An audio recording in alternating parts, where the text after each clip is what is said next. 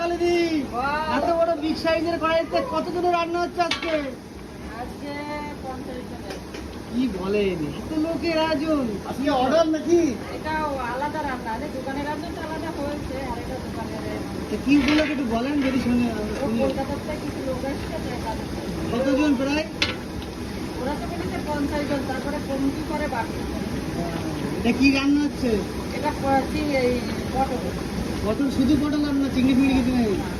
আলু পটলের রসা? চিংড়ি বলিনি তো, তা আমি আন্দাজে দেখতে পাবো। কি কি মেনু আছে আজকে? পটল আছে, তারপরে ডাল আছে, টক ডাল বলিতে, আর চিপস সঙ্গে, আর খাসির মাংস, চারটি পাঁপড়, মিষ্টি। মাছ টাছ নেই? Simple recipe. মানে যারা আসছে তারা কি কোনো ফ্যামিলির লোক না বন্ধু বান্ধব? বাইক রাইডার না কি বলে না, তাই। বাইক রাইডার আসছে 50 জন। ও ভাই, এটা তো চাঁদপাড়ার আজকে একদম উজ্জ্বল হয়ে যাবে। মানে বাইক রাইড করে কলকাতা থেকে কালিদির হোটেলে খেতে আসছে। আব্বার বিষয় কোন থেকে স্টার্ট দেবে, কালিদির হোটেলে ল্যান্ড করবে।